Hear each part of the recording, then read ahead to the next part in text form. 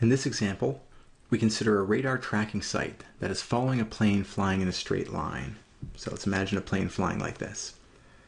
At its closest approach, the plane will be 150 kilometers away from the radar site. So we'll have a radar site that's tracking, that's looking that way, then this way, then this way. At the closest point, which would be at right angles, the distance between the two is 150 kilometers. The plane is traveling at 600 kilometers per hour. Okay. The question, how quickly is the radar rotating to track the plane when the plane is closest? So we're imagining this radar site is turning to keep the plane focused. Okay. So all of a sudden we have something more angular in this problem than we've seen in other problems. That's fine. Again, let's imagine the generic case. Let's say in the lead up to the plane passing the radar station. We have distances involved here. We might as well call those x. We know that this distance is always 150 meters. And we're interested in this angle here and how quickly it is changing. So these are really the three ingredients of the triangle that we need. And from the triangle, we can say we have the opposite and the adjacent. So we could say that tan of theta is going to be x over 150. Okay. Well, that's a relationship between the variable of the plane's position and the angle. Let's define, for the sake of argument here, that x is positive in this direction. If that's the case, this relationship is true even when we differentiate it with respect to time. So we do our classic derivative with respect to time on both sides. The derivative of tan is sec squared theta times the derivative of the inside with respect to time, which would be d theta dt. On the other hand, the 1 over 150 is a constant. We can bring it out front. And we're going to have dx dt.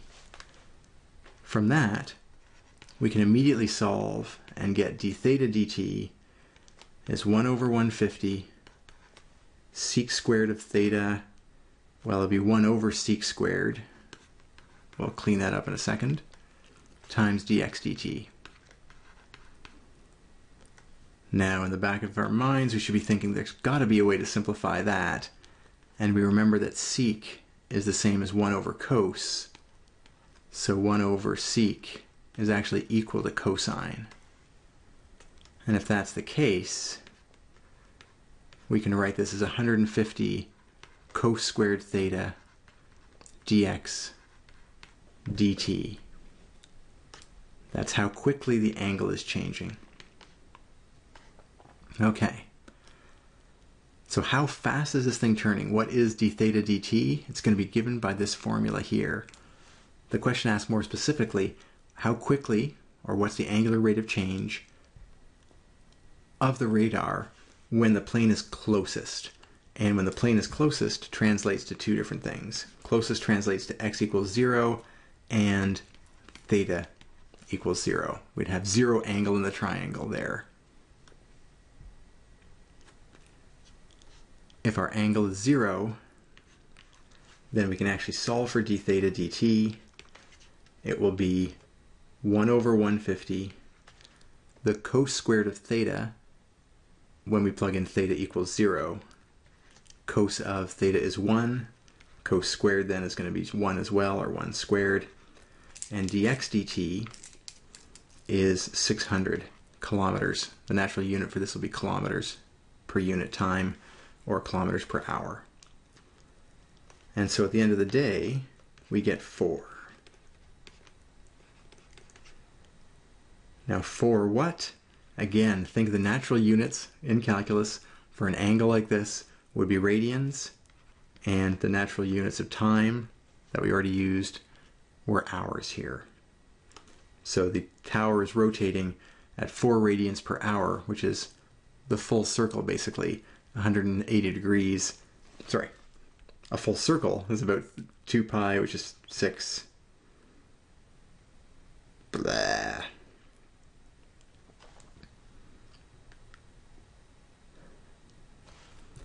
So the radar tower is rotating at 4 radians per hour, roughly pi per hour, or roughly a half turn per hour. Again, that might sound like it's pretty slow, but keep in mind how far away the plane is here. The plane is 150 kilometers away, so even moving at 600 kilometers, it's not crossing the horizon that quickly if you imagine watching it yourself. Now the next question is, does the angular rotation get faster or get slower as the plane moves away? So we're going to contrast the point with a very small theta or 0 theta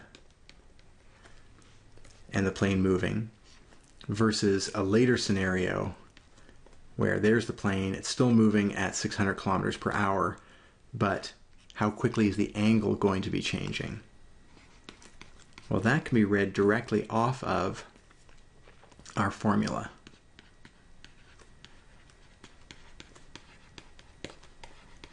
Our rate of angular turning, the rate this thing's turning, is 1 over 150 cos squared theta dx dt. And this has its maximum when theta equals 0. Theta equals 0 and cosine gives you the largest value possible, 1. And any other angle bigger than that, as in fact as the angle gets bigger and bigger up to pi over 2, this is going to decrease. So if the plane has gone over here, you can imagine tracking it. It can go a long way and you don't have to turn your head that far. So this rate is going to decrease with larger theta.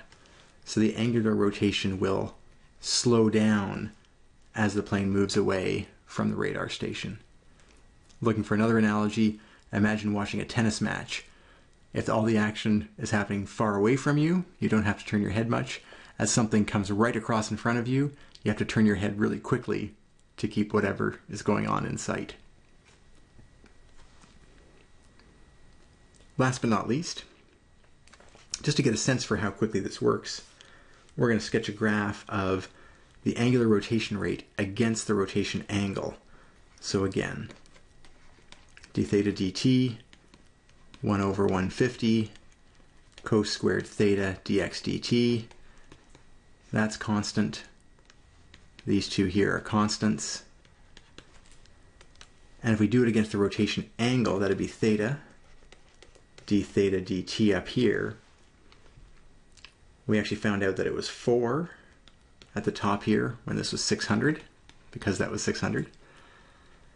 And then we can imagine going out to pi over 2 or something. Cos of pi over 2 is actually 0. And that's a little dodgy to figure out what the cos squared does for you, but might not be too surprising to see that it looks like this. So as the angle goes out to pi over 2, and that means the plane is a long way away. That's around pi over 2 here, almost out of sight. We're going to be turning very, very slowly. The rate here is very, very low.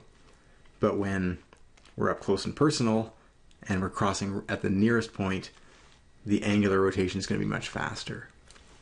So that's, again, all information you can gain from the expression we calculated using derivatives, using implicit differentiation of these related properties, angle and x.